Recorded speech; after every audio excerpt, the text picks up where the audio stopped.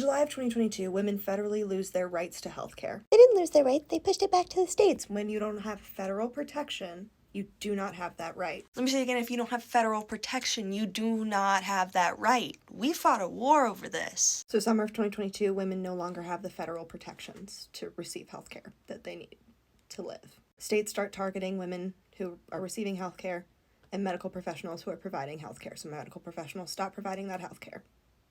Duh. When faced with a trolley cart problem, if you will, medical professionals in all of these states decided that they would rather leave women to die than risk going to jail. And just weeks after women lost access to health care in these states, 2 women in Georgia died. Amber Nicole Thurman and Candy Miller. The law should change, right? The laws should change, right? They sold their voters so many lies. I'm going to be talking about the great abortion lie over on my YouTube. But similar to the trans panic of today, Republicans in the 60s and 70s were trying to find a way to convince their voting base to continue to vote against their own best interest by finding things to whip them into a moral panic about. Most Christians, in fact, most churches, did not consider abortion murder till a bunch of Republicans, in a coordinated effort with the church, convinced them that something that was not in the Bible needed to become a core belief.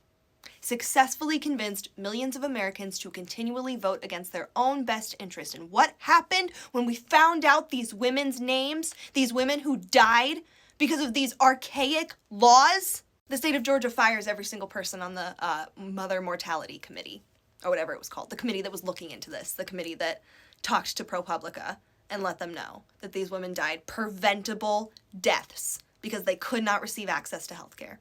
Because again, Republicans in a concerted effort with the church for decades have been successfully convincing conservatives and Christians of a lie.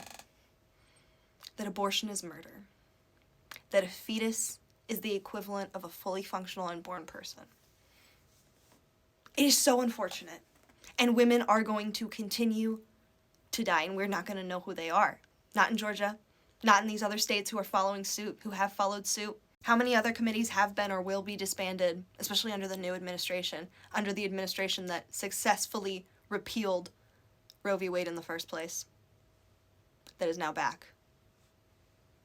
Because again, Republicans are just so much better at getting people to believe a lie. Pregnancy mortality rate, birth mortality rates, infant mortality rates are skyrocketing in those states. And we are not going to be able to even know these women's names.